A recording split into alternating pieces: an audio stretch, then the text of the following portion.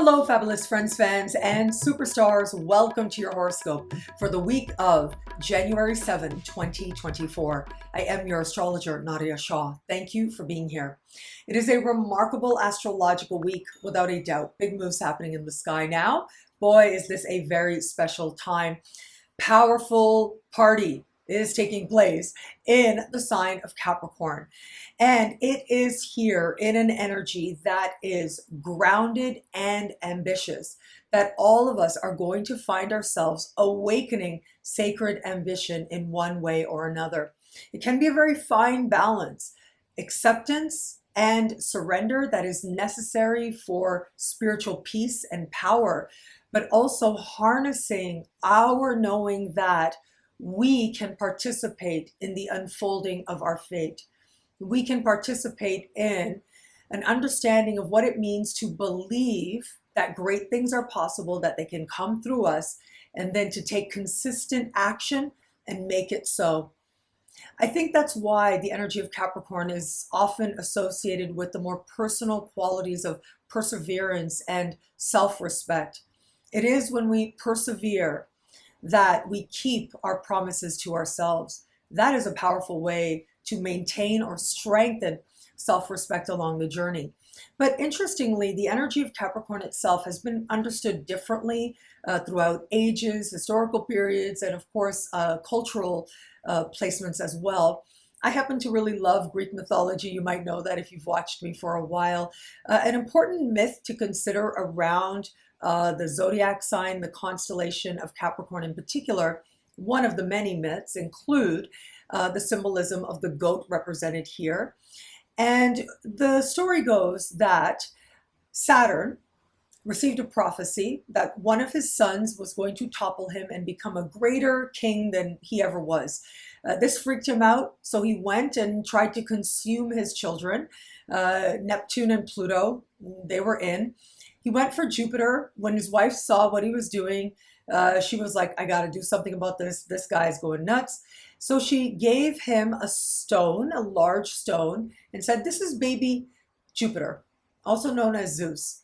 And instead, she sent little baby Zeus / Jupiter away to grow up in safety. Well, when he was sent away, one of the first to receive him was a goat that would nurse him and nourish him to ensure that he was okay, that his needs for physical nourishment were met first and foremost, providing that sense of safety and the basis of survival. Now, I thought that this was very fascinating to consider because we don't often associate the energy of Capricorn with nurturance. That tends to be what we associate with the polar opposite. On the opposite side of the axis is the sign of Cancer. So Cancer is directly across the sky from Capricorn. And we think of Cancer as that really caring vibration, whereas Capricorn is often conceptualized as a lot more cold and calculating. And in certain circumstances, that can be the case. But think about where it comes to ambition. It also involves nourishing your own dreams, nourishing your sense of worthiness, of confidence, and the different ways we might go about doing that. Consider that Jupiter is the ruling planet of Sagittarius, the sign that is immediately before the energy of Capricorn, and it is Capricorn that receives baby Jupiter, ensuring that he's able to continue his travels from here, from his home sign of Sagittarius and onward. The first place that he ends up, where he has that basic need, it is met in this place that we think is so cold and calculating. Now, last week, Mars moved into the sign of Capricorn, and it was here that Mars entered a sign that is considered its exaltation. So the ancients believed that certain planets really like being in certain signs more than others, and they really don't like being and find it difficult to be in other signs. Well, it is the sign of Capricorn that Mars most loves to be. because Mars as its own principle can be rather erratic, right? It can be an energy that represents impulsiveness and adrenaline, which can take us in all kinds of directions and bypasses intellect. However, in the sign of Capricorn, this energy that would otherwise be adrenaline driven becomes a lot more focused. It becomes more strategic, and it has an understanding of the end in mind before it begins. And so this is where Mars at its very best is also connecting with other power players now. We're in Capricorn season. The sun is connecting in one of my most favorite celestial connections now. And of course, we have a new moon. The new moon happens on Thursday, and this is a lovely new moon. Well, maybe lovely isn't the word, to be honest with you, because it has its intensity. It's not too far away from Pluto. And so, yeah, it's an energy that we are going to feel, probably to our core. It is going to be next week, at the end of next week, that Pluto will leave the sign of Capricorn and move back into Aquarius, where he spent about 3 months in the spring of 2023. Now we're going to get Pluto moving back into the sign of Aquarius. It's going to be here right into September, at which time it is going to be Pluto that retrogrades out for a few weeks and in November moves back into Aquarius. And that's it. We're not going to have Pluto in Capricorn again for this lifetime for sure. It is the energy of Pluto in Capricorn now, with Pluto at an anaretic degree at the very end of the sign. And this is a point of concentration. The moon makes us aware of energies, possibly more than any other placement, because the moon is felt. It speaks to our emotional experiences and emotional realities. It is under this light that we are getting this powerful emotional charge, an insight, if you will. In the dark of the moon, where magic takes place, where magic begins, that is where this new moon is taking place, close to Pluto, adding that much more intensity, that much more focus, but also an emotional awareness around power, but also powerlessness. I see a certain finality with this energy. It is a new moon, so it's new beginnings, always, in one way or another. The finality of this energy of Pluto close in the sky does suggest that there's a part of us that is feeling really determined. Maybe it's a desire for transformation. Maybe it's a desire to move away from a set of circumstances we consider unfair or not very nice to us, maybe even manipulative, and maybe even, I'm sorry to say, abusive as well. The awareness that we want to move away from that. We want to be aware of whatever power we have to go in a different way, in a different direction. It might have us having some new beginnings now, but the thing is, the energy of beginnings here can be very fortunate. We've got Uranus in supreme harmony with this new moon. I love this energy, I have to say. This to me represents things changing very quickly, feeling very alive in the process. It is Neptune speaking in harmony with this new moon, and that is faith. That is working towards strengthening faith as well. And as a result of actively cultivating faith, we get the rewards many times over. That's the thing with sextiles. That's the type of conversation happening here. They tend to give us a lot more control than trines. With trines, it's said they can make us lazy. They do make us sit back a little bit, but it is the sextiles that have us identifying how things can be better and have us taking action so that they do actually get better. They're meant to show us that our efforts matter, that we have power, and that power, when we support it with action, can lead to rewards many times over. As is the case now, when we have faith and we act from that place. But Pluto is there. And so It is very possible now that there are just very strong emotions stirring. Yes, there's the liberation and excitement of Uranus. There's the magic. There's the belief and the sense that miracles are possible here with Neptune. And yet we are feeling possibly that there's some hurt, some sense of finality now that becomes part of the new beginning we are determined to make. I mentioned the dark of the moon. That happens in the lead up to a new moon. And technically, when the new moon occurs, the new moon is dark as well. But this is a very powerful time for magic. Many traditions talk about how many things become more clear in the dark of the moon. And what that is what mystery is at play. What spiritual forces, where it is that we are learning to embody love and wisdom more. What our emotional truth is that maybe we don't want to show other people. What is really stirring within us. And when I say stirring, when I say emotional truth, I mean the stuff that sometimes we want to deny is part of us. Some might call it the shadow, although the shadow can be understood more expansively than just that. It is Carl Jung who considered the shadow a part of the unconscious that actually determines everything that we do, the choices that we make. But that stirring within is what can heighten that much more under the dark of the moon. And that's the lead up I want to talk about, because we've got incredible things happening in the lead up, in the dark of the moon, that are incredibly encouraging, but that doesn't take away from the intensity of this time.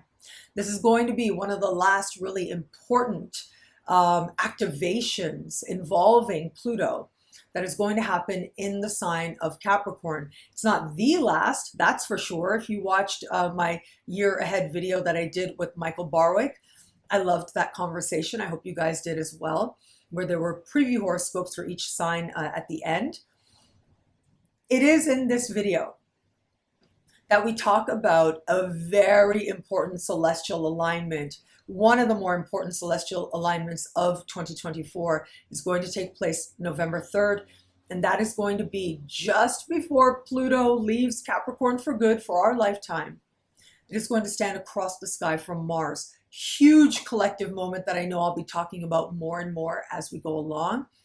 But this is a sense of all that we've been learning since 2008, reaching a crescendo. It is Pluto in Capricorn, letting it be known that it was here.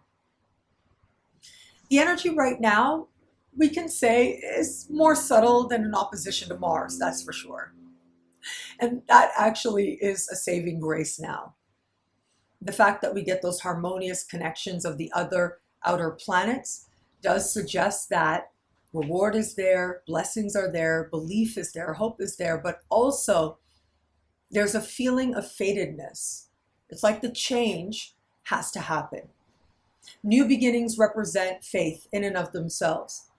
If you are here, it means that you have more to do in this lifetime. And I do believe that this new moon is part of that awakening for us individually, but also possibly collectively as well. 2024 is an incredibly important year. We get this important activation now.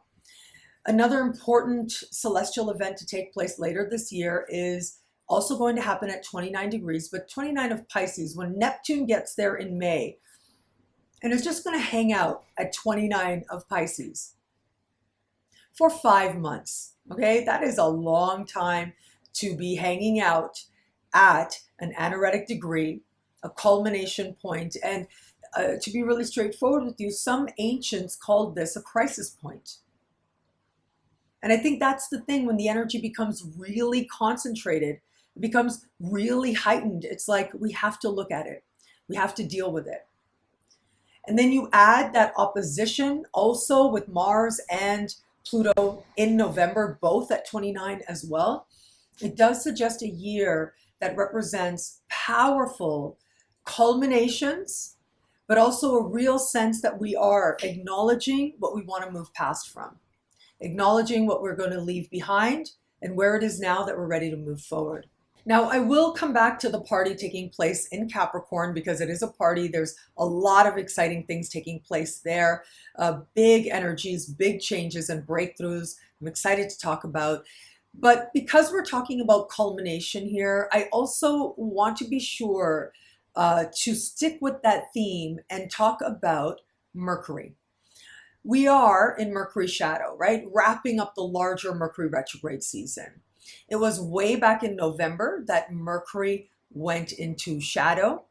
And as Mercury stepped into shadow, quickly moved to align in a conversation of tension with Neptune on November 27th.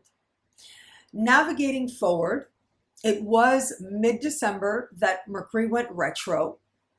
And then as Mercury was slowing down to start to stand still, to start to go direct January 1st, it was hanging tight, this conversation with Neptune. It became sort of free floating in the last week, 10 days of December, with it peaking on the 27th of December. And so now here we are. And we had last week, Mercury direct. On Monday, we're going to get the last exact connection between Mercury and Neptune, a defining characteristic of one part of this Mercury retrograde season. We wrap up the second and final part next week when Mercury changes signs, moving into Capricorn, make some very harmonious alignments there. I'll be here to talk about it every step of the way. But this is the more challenging part. And whatever's happening right now in our lives as we're beginning this week might in some way hearken to, reflect, or connect to, help us to see different what was taking place at these earlier dates I just mentioned, November 27 and December 27. And so it is these very powerful energies that are awakening. But I think that because the square has been kind of free floating, it's almost like we've gotten used to it. And it won't be until the energy is exact on Monday. Well, on Monday in the Americas and in the rest of the world on Tuesday, we will notice the culmination and we will notice the dissipation as well. So if you're starting the week with a feeling of disappointment or confusion or malaise, it's okay. It will quickly pass. And it is this time that is going to help us to glimpse the wisdom of what this Mercury retrograde has meant to be and has been trying to teach us individually, but also collectively for us, especially going back to the later part of November when we began this particular journey. But here we are. As soon as this energy perfects, it is remarkable how quick the energy is going to change, not only because it peaks and dissipates, but also we move towards other alignments on Tuesday that are so powerful. And these are energies that I think are going to have a lot of us celebrating in different ways. So one of the energies is the Sun trine Uranus. So this is one of my most favorite celestial alignments. It speaks to breakthroughs, progress, a sense of us leaping into the future, a future that we love, a future that feels as if we become that much more aware of where it is that we were previously limited, a future that feels like everything changed quickly and to our advantage. So this is fortunate changes that can take place. And this is the lead up to, of course, Thursday's new moon. And an important part of change is faith, if not the most important part of change. That our efforts are going to count, that this is going to be a positive change. We might be letting go of something, but then we see something else or we don't see it yet. Well, with the Sun Uranus, we see it pretty quickly. And it's very exciting and appealing and much better than what it is that was there before. And so we get this energy of liberation and personal revolution that is embraced and brings happiness and a sense of self, an awakening of self that also brings excitement. On the same day, we get Mars speaking in a conversation of harmony with Saturn. And that takes place on Tuesday. But an important thing to consider is that it is going to be Friday that Mars connects with Jupiter. And so these energies are working together. The harmony of it is incredible because the harmonious Saturnian energy suggests that we are understanding from a mature perspective. We're behaving from a place of self-respect. We are rooted in what we know and what we've done, and a sense of our own potential and our previous successes, feeling strong in the process. But it's that trine of Jupiter that makes great things happen because that is energy of faith. Mars is an activating principle of adrenaline and impulse, as we spoke about a little earlier. Trine Jupiter, it can really go over the top, but at least it's a trine, so it feels like a more positive integration. It feels like we are awakened, physically awakened. The life force makes itself known in us, and we expand our horizons.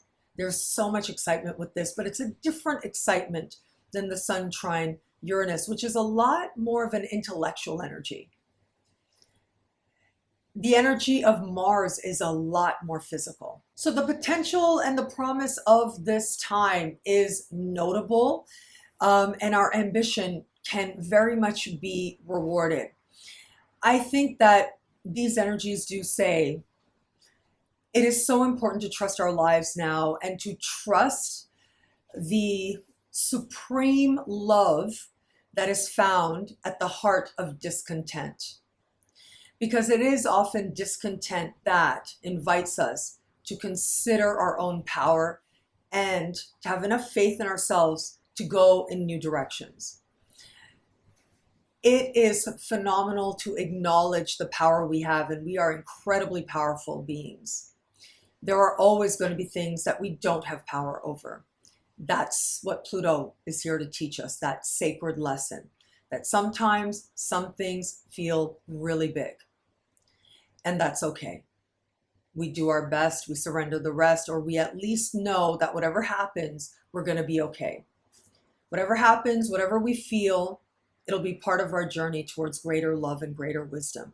And that journey, especially with a year like this, is accelerating, and it's accelerating right out of the gate with this very powerful sky now. What I love about this week for us, there's so much here. It's a powerful and meaningful astrological moment. I am going to say, look, I really do love that new moon, and I know it's the star of the show. That's what happens with lunar events. But I do like the Sun trine Uranus. What can I say? It brings excitement and surprise.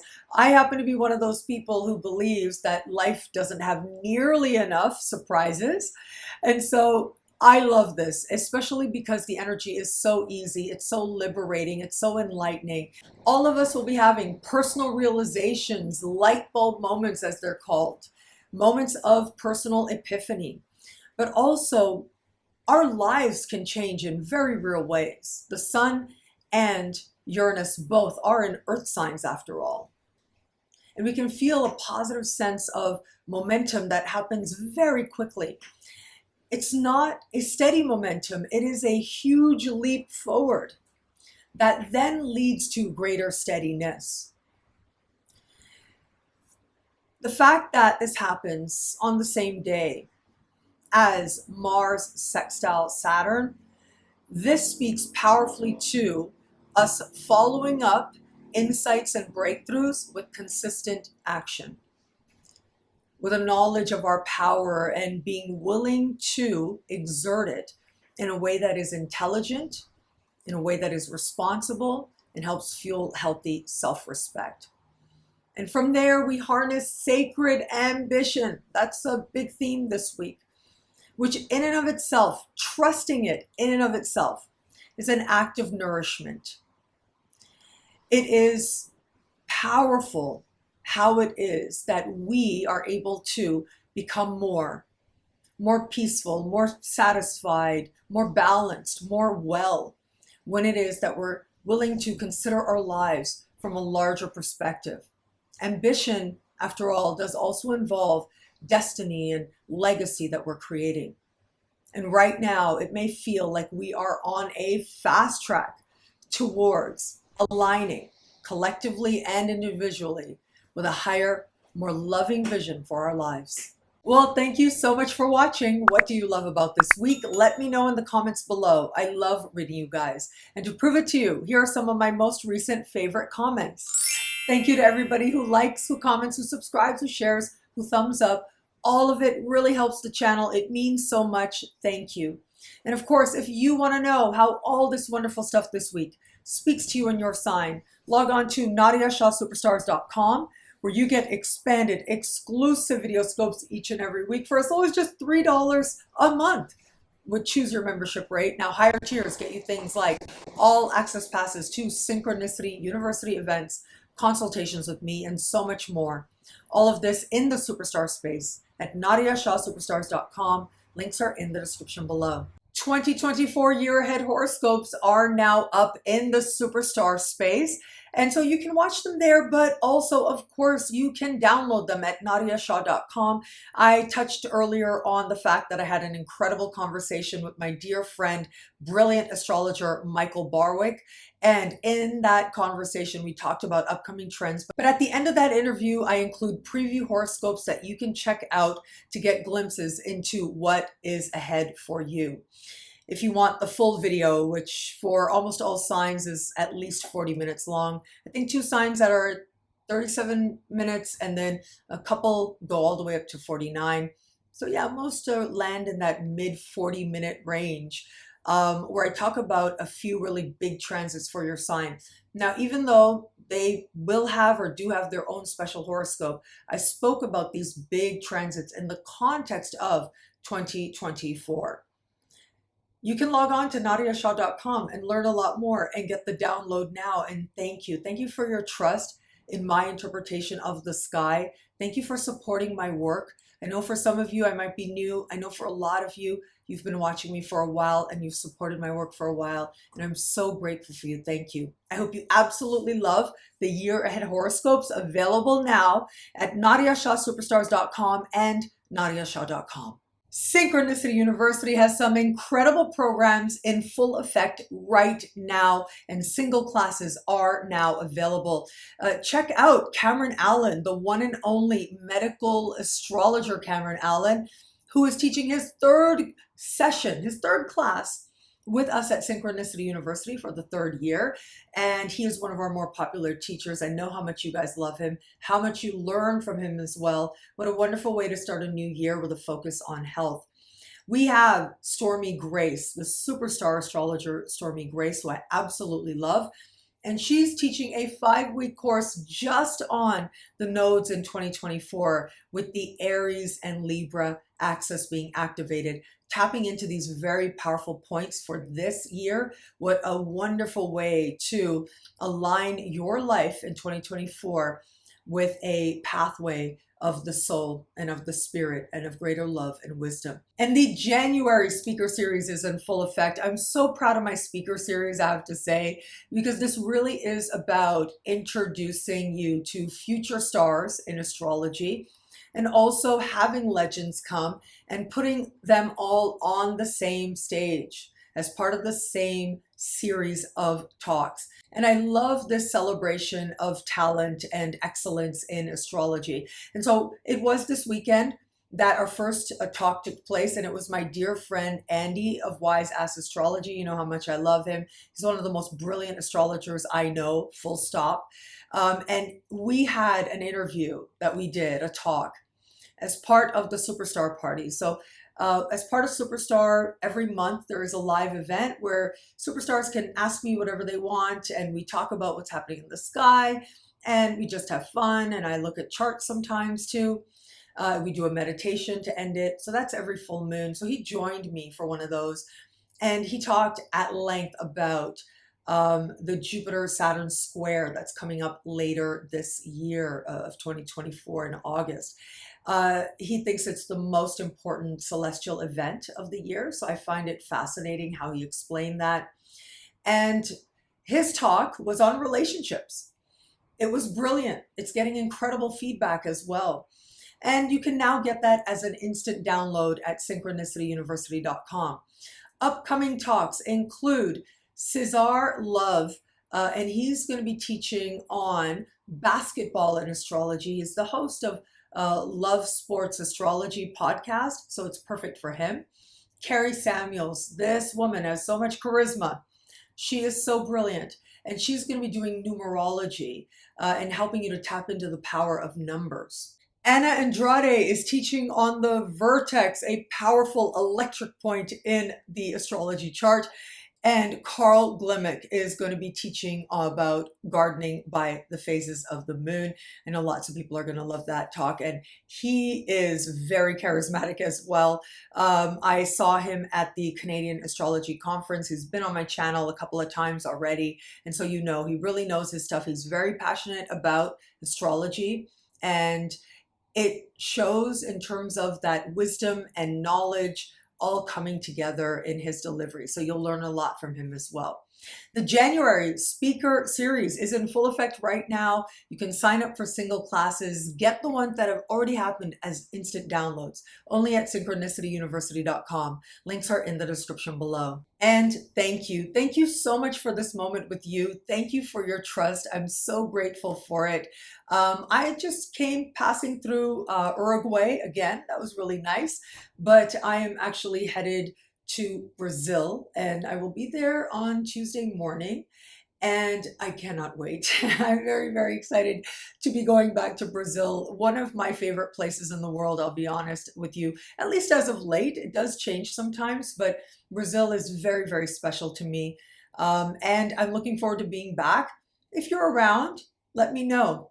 I'm always up for a hug with friends and fans. I'll be mainly in Rio, so you'll see me share my journey here as we go along, as I always do. And I am feeling very blessed right now. I'm feeling very grateful right now as we are in full effect in a brand new year, to have so much love in the world. I'll tell you, there is so much love. I'm going to work it into a horoscope eventually. I'm sure I will, but I did earlier today, from me recording this, I did go to a incredible event here in Uruguay. It happens once a year on the Day of the Three Kings. It is called Candombe, and I loved it. It is a celebration of African history here in Montevideo and in Uruguay. And the way that the community came out and the way that I saw so many people dancing, right? No matter their age, no matter their size, no matter what, people were in life, were living life. And, you know, I was there and I was just thinking, I hope I always live life fully. I really think that that is part of what I'm here to do. I wish that for everybody, and I wish that for you as well. But the life and the love and the joy that I felt is exactly what I needed. And so it's no accident that we are where we are supposed to be, because actually I've been trying to get to Brazil earlier this week, but there was a very funny sense of happenstance happening and buggy websites and all of that, that I ended up with the ticket I did. And so if I had gone earlier, I wouldn't have been at this event to have this very profound knowing of how special life is, and that it is to be lived and to move and to dance and enjoy every moment is sacred. And it's interesting because we can actually enjoy the things that are not easy. We can find a way to enjoy when we're going through some hard lessons. And I know that's easy to say when we're not in it. But there is a pleasure in knowing that we are showing up for our lives. And the fact that Pluto is so close to that new moon, I think, is incredibly significant. It is showing up for sacred ambition, knowing that we are here in this lifetime to do something, whatever we understand that to be, or even if we are not knowing exactly what that is just yet. And that sometimes it's the pain, sometimes it's the hard stuff that gets us there. that gets us to that knowing, that gets us to that awakening. That just might be the case for some of us with a week like this. Now, I did have to close the window back there. If you're watching all the way to the end, I appreciate you so much. Yes, so it's more quiet. There's something flying around here. That's okay. It'll find its home somewhere in the nooks and crannies. And I'll be on the road pretty soon from the time that this publishes. And thank you. Thank you again for watching. Thank you for seeing me as part of your sacred journey. I'm so grateful for you. Thank you. Thank you again. It'll be a great week. Enjoy.